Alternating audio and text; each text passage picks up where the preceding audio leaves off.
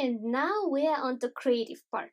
There are a lot of things you can do to make your images interesting, like adding layers or shadows, making silhouettes, and many more. So let's add some magic to your pictures. Add some action or movement. Adding movement and action will make your images more dynamic and interesting to look at. Yawning cat is always a good option. So what do I mean by adding action? Here is an example I took last summer. The image on the left was my first image. I loved the morning light, that's why I took the shot.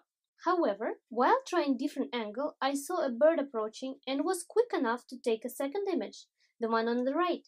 Now, both are very similarly composed with same main object, the statue, same light and colors. However, the second image is much more interesting and complete. The bird almost seems like a part of the statue. It follows the direction of the hand of the rider and adds quite a bit of dynamics to the image. So sometimes you have to wait a little bit to add that action. Watch out for moving objects. Can any of those be included in your image to make it better? A few more examples.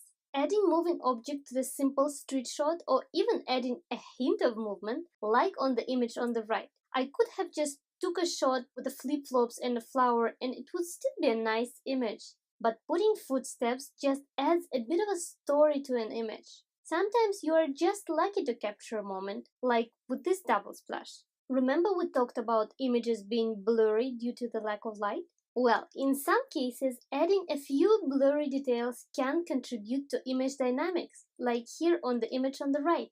My dog usually is not the one for still lifes. He moves fast, so I have to move fast too. However, because I was in a hurry, part of the image is blurry due to my hand movement. And I actually think it makes picture more interesting and captures the moment better than if it was all in sharp focus.